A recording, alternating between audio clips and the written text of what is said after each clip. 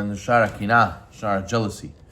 He says, Shlomo HaMelech writes in Mishlei, Al yikaneh libecha b'chatayim ki im beirat Hashem kol hayom. Let your heart not envy sinners, be in fear of Hashem all day.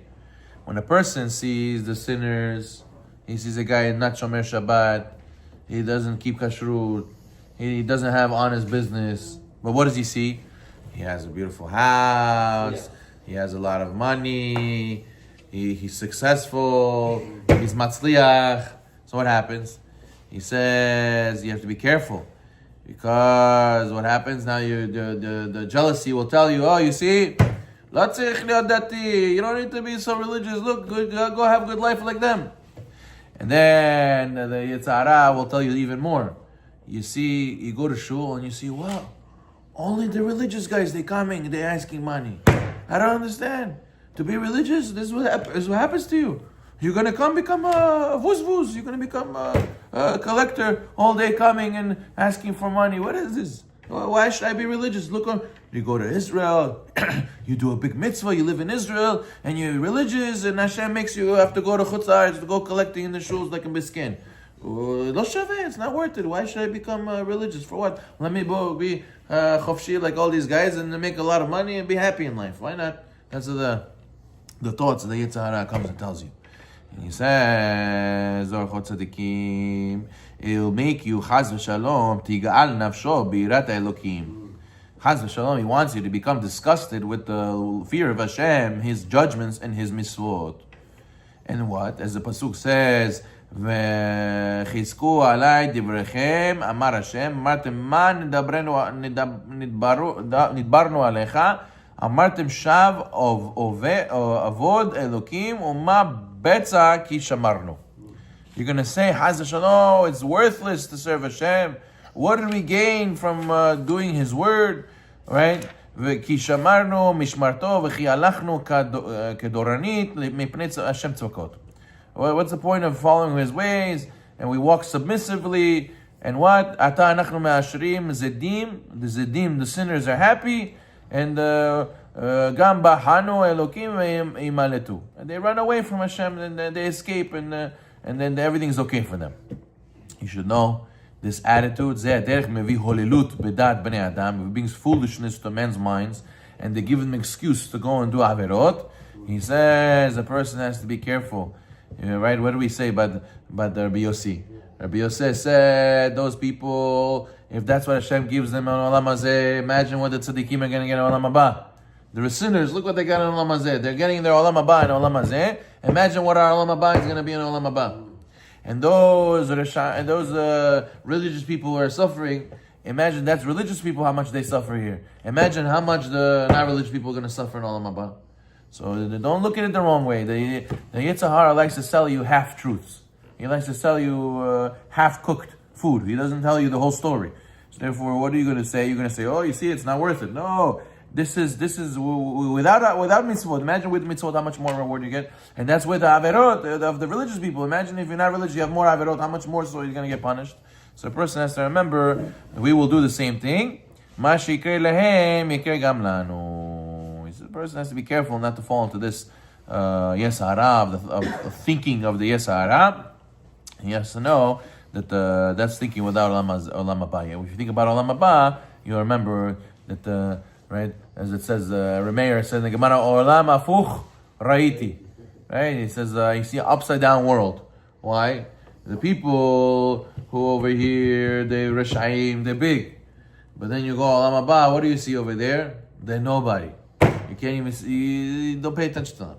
And then the people who are nobody over here, you go over there, the Gemara says Rabbi Chia, you don't even have zuchut to see him. You can't even see Rabbi Chia over there. That's how great he is, right? The Gemara says that if you look in the wrong places when you go over there, you could get damaged. Chaz v'shalom, right?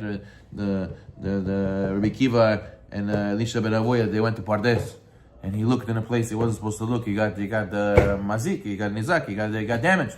So the Gemara says they wanted to see Rabbi Chia. They were only allowed to see the angels carrying the chair for Rabbi Chia. They can't even see Rabbi Chia. Rabbi Chia is kulo esh. You can't even look at him, how great he is. So how much more so a person has to remember that this world is a world of lies. Just because people look great doesn't mean that's what you should follow, and doesn't because people are not so well known doesn't mean you should not follow them. He says, "Kina ba migriut anefesh." He says the envy comes from the deficiency of the soul. If someone desires somebody else's good looks, strength, or wealth, then he does not desire what Hashem gave him. Chas v'shalom. It's showing Hashem, you don't know what you're talking about. You gave me this. I don't need X, Y, Z. I need A, B, C. Why are you giving me this? I want that. Hashem, you're saying as if Hashem doesn't know what He's doing. What?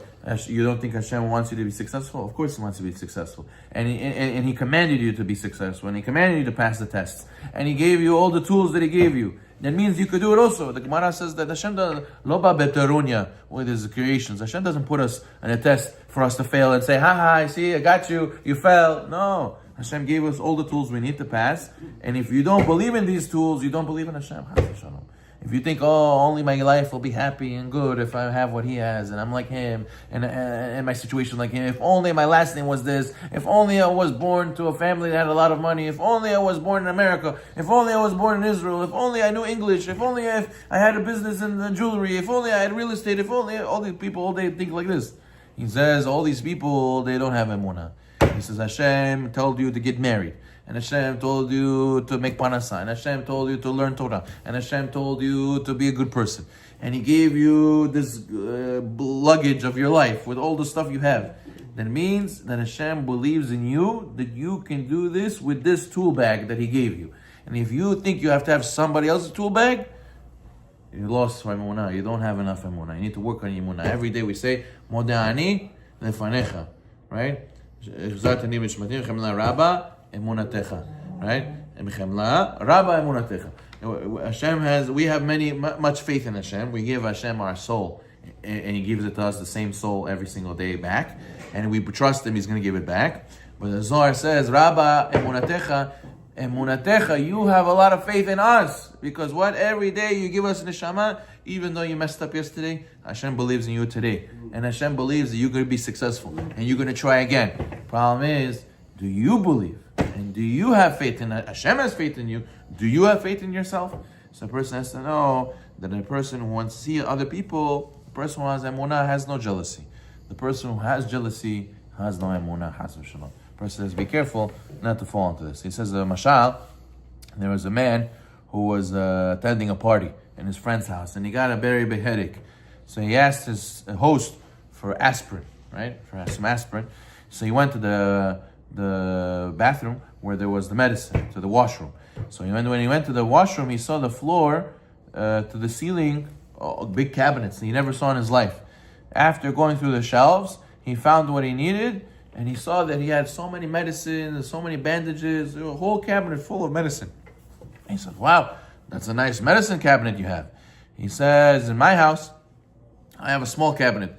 Toothbrush, toothpaste, small aspirin, that's it. He says, your house, you have like a pharmacy in your house. How lucky you are. He says, how lucky you are. I wish not to have any of this. You know why I have all this? Because I have blood pressure, and I have diabetes, and I have kidney problems, and I have this, and I have that. That's why I need all these medicines, and I need all this stuff to take care of myself. He says, you're so lucky you have very little. You only need a toothbrush, toothpaste, and aspirin. That's it.